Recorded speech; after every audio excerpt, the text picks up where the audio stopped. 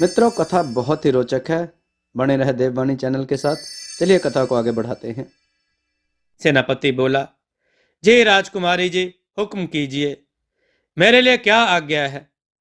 राजकुमारी बोली, दुर्भाग्य से चक्रधर जी के साथ दुर्घटना हो गई और अब हमें राज्य के लिए एक कुशल सेनापति की जरूरत है। मैं चाहती हूं कि राज्य के सैनिकों के बीच एक प्रतियोगिता रखी जाए और उसमें आपकी सेना के भी सभी योद्धाओं को शामिल करना है। सभी सैनिकों में से एक योद्धा जो सभी शस्त्र चलाना बखूबी जानता हो, उसे सेनापति के पद पर बैठाया जाएगा। सेनापति बोले, जो आज्ञा राजकुमारी जी। मैं सभी को सूचित कर देता हूं। वीरप्पा का राजकुमारी के रूप में आदेश संपूर्ण सेना को पहुंचा दिया गया। अगले दिन ही सेना के लिए अभ्यास मैदान पर शामियाना लगा दिया गया। इस प्रतियोगिता से वीरप्पा का मकसद बहुत कुटिल था। एक योजना के तहत वह ऐसा कर रहा था। बड़ी चालाकी से शाही सेना को रास्ते से हटाने की योजना आगे बढ़ाए जा रहा था। राजकुमारी के रूप में वीरप्पा की शाही सवारी मैदान पर पहुंची। जनता ने जयघोष की और वीरप्पा मद भरी चाल से मैदान में बने ऊंचे सिंहासन की तरफ चला। सामने का नजारा देख वीरप्पा अत्यधिक खुश हुआ। शाही सेना का प्रत्येक सैनिक मैदान में प्रतियोगिता के लिए तैयार खड़ा हुआ था और दूसरी तरफ वीरप्पा के प्रशिक्षित सैनिक सेनापति प्रत्यंचा चढ़ाए हुए खड़े थे। अपनी योजना के अनुरूप हर कार्य को होता देख वीरप्पा प्रसन्न हो गया। वीरप्पा बोला, सभी सैनिकों को मेरी शुभकामनाएं, लेकिन इस पद के लिए सिर्फ एक योग्य योद्धा की आवश्यकता है। आप सबके इस हौसले को देखकर मैं बहुत खुश हूं कि राज्य में इतने योद्धा हैं। मैं आपको इस प्रतियोगिता के कुछ नियम बता देती हूं। इस प्रतियोगिता में यदि किसी एक सैनिक का तीर दुर्भाग्यवश किसी दूसरे को लग गया या फिर कोई अन्य दुखद घटना हो गई, तो आप स्वयं ही जिम्मेदार होंगे। जो योद्धा जितने ज्यादा तीर निशाने पर लगाएगा वही विजेता होगा। यदि आप में से कोई भी अभी हटना चाहता है तो आप पीछे हट सकते हैं। सभी सैनिक एक स्वर में बोले, नहीं राजकुमारी जी, हम अपने कदम पीछे नहीं हटाएंगे। हम इस राज्य के हर आदेश की पालना करते रहेंगे, चाहे इस प्रतियोगिता का विजेता कोई भी हो। और जो विजेता होगा वह हम बाकी सबके लिए सम्माननीय होगा। वीरप्पा बोला, अति उत्तम। बहादुर राज्य की बहादुर सेना। प्रतियोगिता शुरू की जाए। नगाड़े के तेज ध्वनि के साथ सभी सैनिकों ने प्रत्यंचा चढ़ा ली और सैनिकों पर तीर मारते हुए और निशाने पर तीर मारने शुरू कर दिए। एकाएक कुछ सैनिकों के तीर शाही सेना के सैनिकों को निशाना बनाने लगे और पल भर में मैदान में लाशें बिछ गईं। अचानक हुए इस हमले में शाही सेना संभल नहीं सकी। उनको इस बात का अंदेशा भी नहीं था कि ऐसा भी हो सकता है क्या। प्रतियोगिता के बहाने वीरप्पा की यह चाल थी कि शाही सेना को खत्म किया जाए।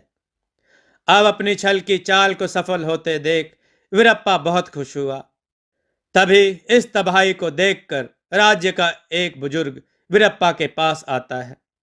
बुजुर्ग बोला, राजकुमारी जी, आपकी आंखों के सामने ऐसा मंजर, आप फिर भी चुप हैं।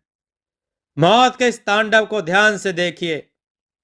अपने प्राण हथेली पर रखकर शाही परिवार की रक्षा करने वाले वीर योद्धा इस तरह मारे जा रहे हैं। क्या यह उचित है? वीरप्पा बोला, हम कुछ नहीं कर सकते इसमें। प्रतिस्पर्धा की यह शर्त पहले ही बता चुकी हूं। अब जो सबसे बहादुर है वो ही बचेगा। बुजुर्ग ने कहा, लेकिन राजकुमारी जी, शायद आपको अंदाज नहीं है कि इस स्पर्धा में हमारे सारे सैनिक मारे जा रहे हैं। इस तरह से यदि हमें सेनापति मिल जाएगा तो हम कौन सी सेना का सेनापति बनाएंगे उसे? आप जरा सोचिए। वीरप्पा बोला, मैंने आपको कहा ना कि मैं कुछ नहीं कर सकती। मैंने सबको पहले ही कहा था कि जिसे भी पीछे हटना है वह हट सकता है। बुजुर्ग बोला, राजकुमारी जी, अपनी आंखों की पट्टी को हटाइए, जरा ध्यान से देखिए कि इस तरह से मौत का तांडव करके कौन सी सेना आप तैयार कर रही हो। महाराज की अनुपस्थिति में आपने ऐसी प्रतिस्पर्धा का आयोजन किया, और वो भी इस तरह भयानक मौत का मंजर। वीरप्पा बोला, आप कौन हो इसमें दखल देने वाले? सैनिक, इस बूढ़े को बंदी बना लो। बुजुर्ग बोला, क्या राजकुमारी जी, मुझे तो शक है कि कहीं आप राज्य के किसी शत्रु से तो नहीं मिल गई है, जो आप अपनी आंखों के सामने इस तरह मौत का खेल खेल रही हो। तभी दो सैनिक आते हैं और इस बुजुर्ग को बंदी बना लेते हैं। उधर मैदान में लाशों के ढेर लग गए थे। वीरप्पा के सैनिकों ने शाही सेना को पूरी तरह खत्म कर दिया था। तय योजना के अनुरूप शाही सेना तो बस स्पर्धा में हिस्सा ले रही थी, और वीरप्पा के सैनिक सिर्फ शाही सेना को खत्म करने के इरादे से ही मैदान में उतरे थे। शाही सेना की लाशों के ढेर देखकर मन ही मन वीरप्पा बहुत खुश हो रहा था। दूसरी तरफ मैदान के चारों तरफ स्पर्धा देखने आए लोगों को यकीन नहीं हो रहा था कि यह हो क्या रहा है। अपनी आंखों के सामने अपने ही सैनिकों की लाशों के ढेर देखकर कलेजा फट गया। किसी को कुछ समझ नहीं आया, ना कोई कुछ बोल पा रहा था। संपूर्ण सेना को समाप्त करके वीरप्पा के सभी सैनिक वीरप्पा के पास आकर मुजरा करते हैं और जय घोष करते हैं। तभी एक रथ आकर के मैदान में रुकता है। दो सैनिक उतरते हैं और बंदी बने हुए राजा वैभव और रानी तारामती को उतारते हैं। इस दृश्य को देखते ही समस्त प्रजा को जैसे सांप सूंघ गया। तभी पीछे पीछे एक और रथ आया, जिसमें विशंभर और चक्रधर थे। अब प्रजा को समझ आया कि यह क्या हुआ। राजकुमारी का यह रूप तो उन्होंने कभी सपने में भी नहीं सोचा था। अब तक राजा और रानी के अलावा किसी को पता नहीं था कि राजकुमारी के रूप में वीरप्पा है। सिर्फ वीरप्पा के सैनिक जानते थे, लेकिन चक्रधर, विशंभर और प्रजा तो अब तक राजकुमारी ही समझ रहे थे। राजा वैभव राज ने मैदान में लाशों के ढेर देखे तो आंखों से झरना बहने लग गया। उधर विशंभर और चक्रधर को अब तक कुछ भी समझ नहीं आ रहा था। चक्रधर ने कहा, राजकुमारी, आपका यह रूप क्यों? आखिर महाराज से या राज्य से किसी भी नागरिक से ऐसी क्या भूल हो गई कि आप सबको ऐसा कष्ट दे रही हो? कहीं आपने किसी शत्रु से हाथ नहीं मिला लिया है? समझ में आता है अब कि मेरा हाथ काटना भी हादसा नहीं बल्कि चाल थी। विशंभर बोला, आपने हम सबको बंदे बना लिया और शाही सेना का हाल हमारी आंखों के सामने है, लेकिन हमें हमारे कसूर भी बताओ। आखिर ऐसा क्या नहीं मिला आपको इस राज्य से कि आपने ऐसा किया? वैभव राज बोला, आप लोग जो समझ रहे हो वो सच नहीं है। चक्रधर बोले, क्या मतलब राजन? वैभव राज ने कहा, मतलब कि यह राजकुमारी नहीं, राजकुमारी के वेश में वीरप्पा है। राजा की यह बात सुनकर सभी अचंभित रह जाते हैं। अब वीरप्पा समस्त प्रजा के सामने ही अपने असली रूप में आ जाता है और जोर से अट्टहास करता है। उसके साथ उसकी सेना भी अट्टहास करती है। वहां मौजूद सभी की आंखें फटी की फटी रह जाती हैं। किसी को इस पर विश्वास नहीं हो रहा था। वीरप्पा को इस तरह अट्टहास करते देख और उसके छल को जानने के बाद प्रजा क्रोधित हो जाती है। प्रजा के क्रोध को भांपकर वीरप्पा अपने सैनिकों को इशारा करता है और अगले ही पल वीरप्पा के सैनिक चमगादड़ और चुड़ैल का रूप धारण करके प्रजा पर टूट पड़ते हैं। कुछ को घायल करते हैं तो कुछ को मार डालते हैं। इस भयानक रूप को देखकर प्रजा में हाहाकार मच जाता है और प्रजाजन वहां से अपनी जान बचाकर भाग जाते हैं। शाही परिवार के सदस्य और मंत्री ही रह जाते हैं, जिनको वीरप्पा ने बंदी बना रखा था। वीरप्पा ने फिर कहा कि सबको लेकर महल में चलो। सभी वीरप्पा के पीछे पीछे महल की तरफ चलते हैं। चलते समय राजा वैभव राज और अन्य बंदियों ने मैदान की तरफ कातर निगाह डाली। हर तरफ लाशों के ढेर थे और वो भी उन लोगों के जो कभी राजा के इशारे पर अपने प्राण न्यौछावर करते थे। उस प्रजा की लाशें भी थी जो राजा वैभव राज की जान हुआ करती थी। राजा के साथ साथ सभी की आंखों में आंसू और लाचारी थी। चाह कर भी वे लोग कुछ नहीं कर पा रहे थे। उधर वीरप्पा आगे आगे रथ पर हंसता हुआ जा रहा था और पीछे पीछे क्रूर सैनिक सभी बंदियों को घसीटते हुए ले जाने लगे। युद्ध के मैदान को शमशान बना हुआ देखकर सभी का कलेजा फट गया। राजा के मन में अब राजकुमारी चंद्रावती का ध्यान आ रहा था। पता नहीं कहाँ है और किस हाल में है। रानी तो बेसुधी थी, वो तो बस राजकुमारी के वियोग में खो चुकी थी। बाकी कुछ उसको समझ नहीं आ रहा था। उधर राजकुमारी की फुर्ती और सोच से कमंडल अब पंडित पुत्र के हाथ में था। बेत राजकुमारी के हाथ में आते ही कुलसी भी अचंभित रह गई। अब तक तो वह स्वयं को सबसे शक्तिशाली समझ रही थी, लेकिन पंडित पुत्र की शक्ति देखकर वो थोड़ी भयभीत हो गई। राजकुमारी ने अब पंडित पुत्र को कहा, भैया, अब क्या करना है? इन लोगों ने मुझे बहुत सताया है और पता नहीं कि वीरप्पा अपने किस हद तक गया होगा। राज्य में क्या हो रहा है उसका तो मैं अंदाजा भी नहीं लगा सकती। आप अनजान होते हुए भी मेरी सहायता के लिए यहां पहुंच गए। मैं आपका धन्यवाद करती हूं। पंडित पुत्र बोला, राजकुमारी जी, मैं अनजान नहीं हूं। आपके ही राज्य का एक नागरिक हूं, या यूं कहो तो शाही परिवार का एक सदस्य। राजकुमार बोला, मित्र, क्या कह रहे हो? इतने दिन साथ रहने पर भी तुमने मुझे कभी बताया नहीं कि तुम हमारे परिवार के सदस्य हो। पंडित पुत्र बोला, हाँ राजकुमार, मैंने बताया नहीं, लेकिन आपके राज दरबार के पंडित विशंभर को जानते हो। राजकुमारी बोली, हाँ हाँ भैया, मैं अच्छे से जानती हूँ। क्या आप उनके पुत्र हैं जो पढ़ने के लिए आश्रम में गए हुए थे? पंडित पुत्र बोला, हाँ राजकुमारी जी। राजकुमार, मेरा नाम कार्तिक है और मैं आपके दरबार का ही सदस्य हूं। आप दोनों निश्चिंत रहें, मैं पूरी कोशिश करूंगा कि आपको सही सलामत राज्य में ले जा सकूं। राजकुमार ने कहा, मित्र कार्तिक, बहुत खुशी हुई और अब तो मेरा भी जोश दुगना हो गया है। तुम पहले मुझे खोलो, हम दोनों भाई मिलकर इन शैतानों को खत्म कर देंगे। कार्तिक बोला, हाँ राजकुमार, अवश्य। कार्तिक ने अब राजकुमार और ऋषि दोनों को आजाद कर दिया। उधर कुलसी दांत पीस रह गई। सबसे पहले कार्तिक ने मंत्र बोलकर दो तलवार बनाई और राजकुमारी और राजकुमार को दी। उसके बाद ऋषि दुम्र को समझाया कि आप शैतान को नियंत्रण में करो। ऋषि ने कहा, कार्तिक, मैं ऐसा कैसे कर सकता हूं? मुझे तंत्र विद्या का ज्ञान नहीं है। कार्तिक बोला, लेकिन ऋषिराज, हमारे पास इतना समय नहीं है। हमें राजकुमारी को इस रूप से मुक्त करना है। इसके लिए आपको शैतान की पूजा करनी पड़ेगी। तब तक हम तीनों मिलकर इस सेना से मुकाबला करते हैं। ऋषि बोला, ठीक है, मैं कोशिश करता हूं। ऋषि दुम्र शैतान की पूजा करने लग जाता है। इधर क्रोधित होकर कुलसी अपनी संपूर्ण सेना को आदेश दे देती है।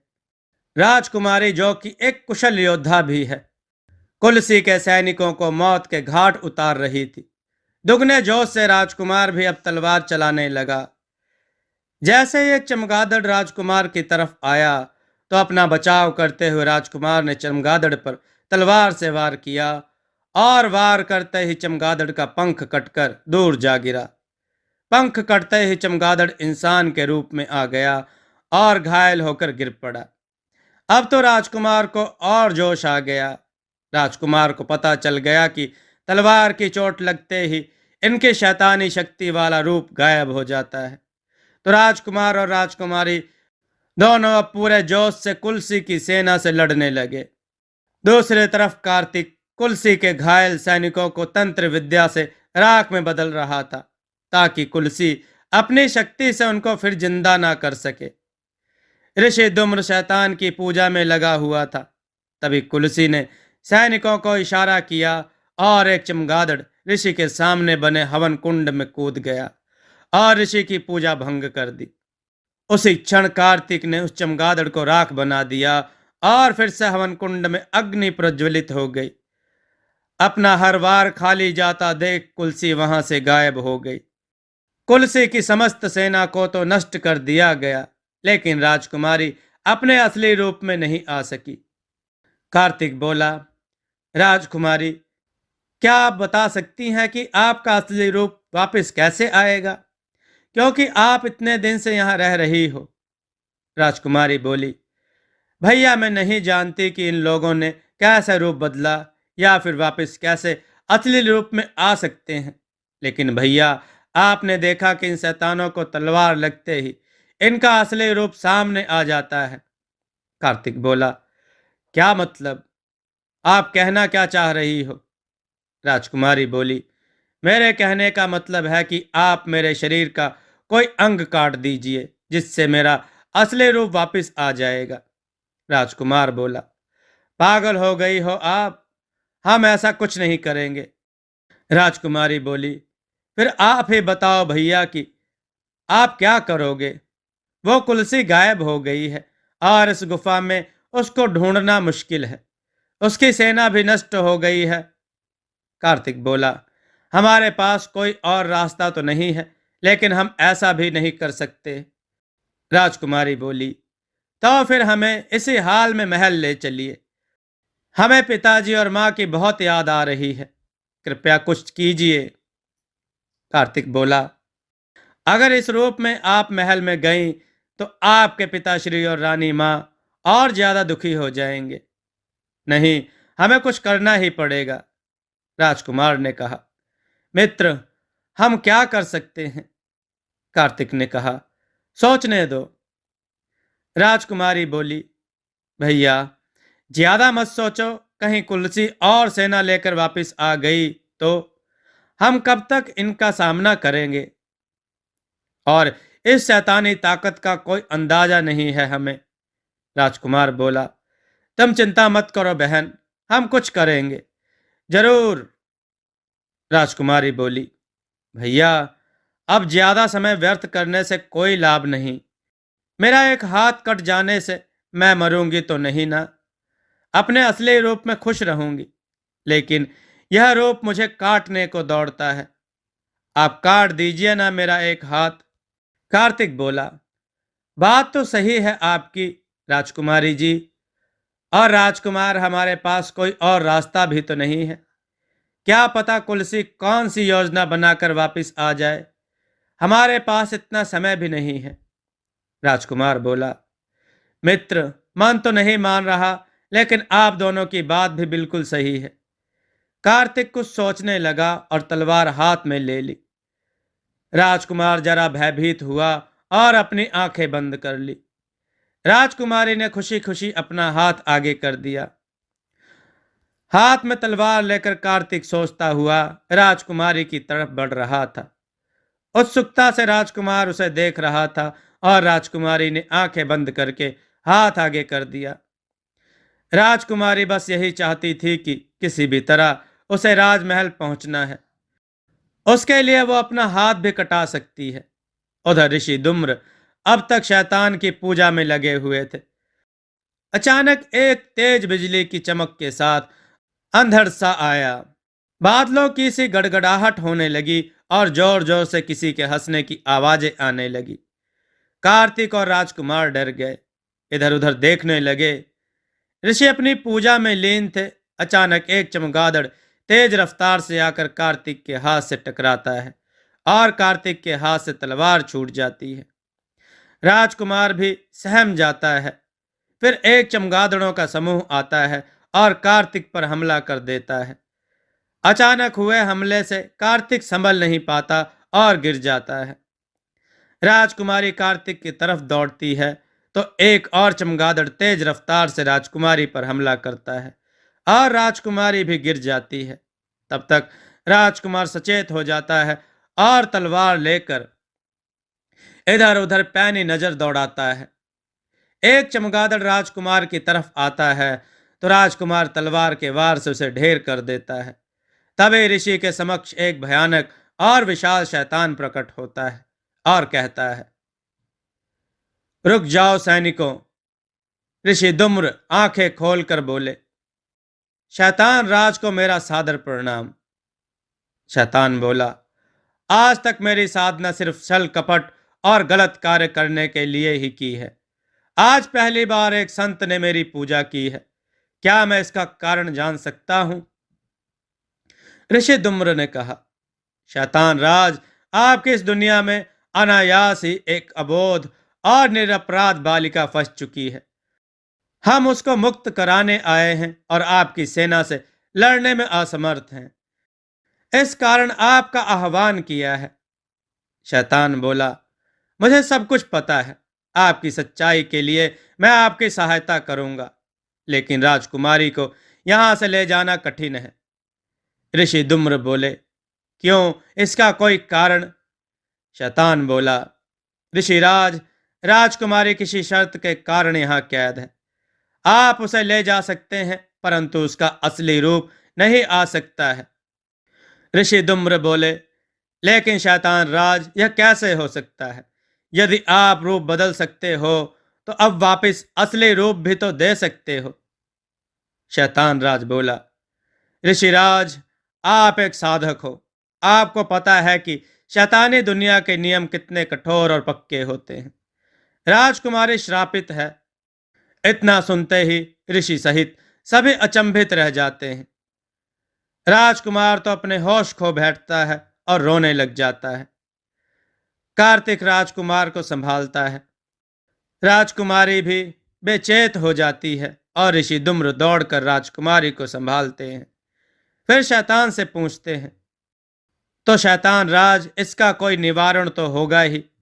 माना कि आपकी दुनिया के नियम कठोर होते हैं, लेकिन किस तरह की परीक्षा देनी होगी, हम तैयार हैं।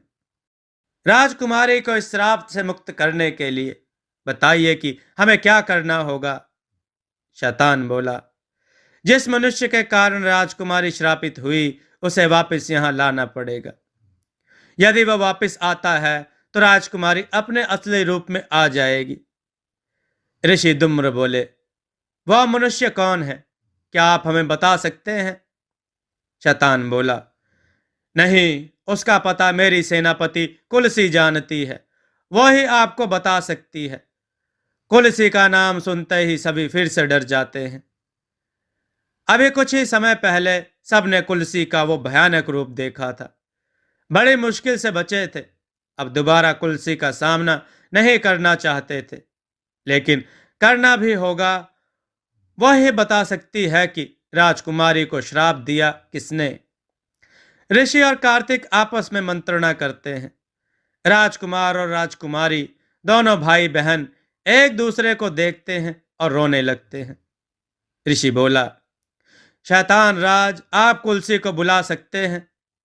शैतान बोला, ठीक है, मैं हर संभव आपकी सहायता करूंगा। इसके पश्चात शैतान मन में कुछ बुदबुदाता है और कुछ ही पलों में एक भयानक शैतानी आवाज ले साथ और चुड़ैलों की अति भयानक सेना के साथ कुलसी आती है।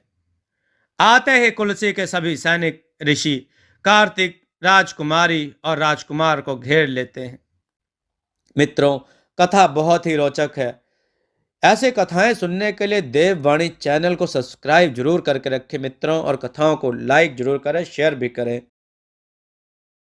दोस्तों, आपको यह कथा कैसी लगी? अपने विचार और सुझाव कमेंट में जरूर दें। हमारी कथाओं को लाइक करें, हमारे चैनल को सब्सक्राइब करना न भूलें। हमारी कथाओं को शेयर जरूर करें, जिससे लोगों को अच्छा ज्ञान प्राप्त हो। जय श्री राम भक्तों।